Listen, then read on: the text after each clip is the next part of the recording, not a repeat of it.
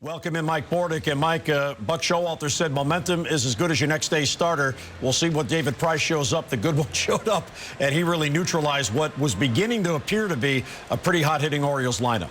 Yeah, well, I think the Orioles will continue to be hot-hitting. It's just that David Price was on his game.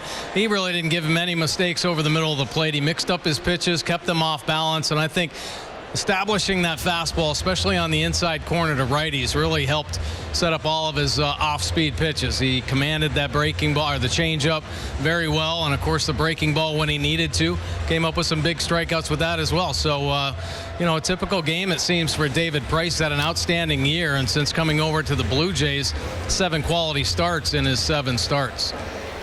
Mike, you know, today I guess the Orioles got to see what's really been hanging down there in the minor leagues for most of the season. Today, Mike Wright wasn't quite as sharp as we saw him early on in his first couple of starts, but Garcia and Rondon, you know, Garcia was a little shaky today. Rondon showed well. So we're looking at some of these minor league guys that are getting a chance.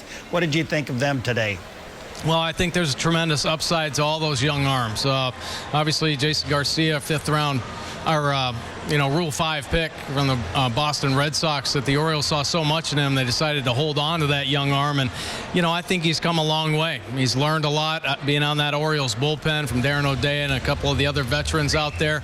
And since he's come off the disabled list, he's pitched much better command of his 2-seam fastball. His velocity's back, throwing in the mid-90s with that and the sharp slider. So Garcia's looking good. Rondon, power fastball. He looks very good with that live arm. But Mike Wright, he's going to be the question mark. Now, he's had some limited success here at the major league level as a starter, but there are still whispers of him potentially moving to the bullpen where all of his stuff might play up a little bit. So on the starting role, he's rushing his fastball up there 97, 98 miles an hour with the 4-seamer. I'd like to see him go with that 2-seamer a little bit more. But at the bottom of the zone, let that defense do some work behind him.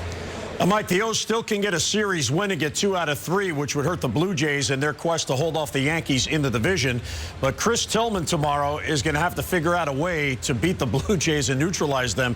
They have had his number all year. Let's hope the law of averages comes up here for Tillman. Yeah, well, indeed. You know, Chris Tillman's, he's battled through some struggles the first half of the season, but it's really settled down the second half. And, you know, he's in better control of his delivery and more efficient with that windup.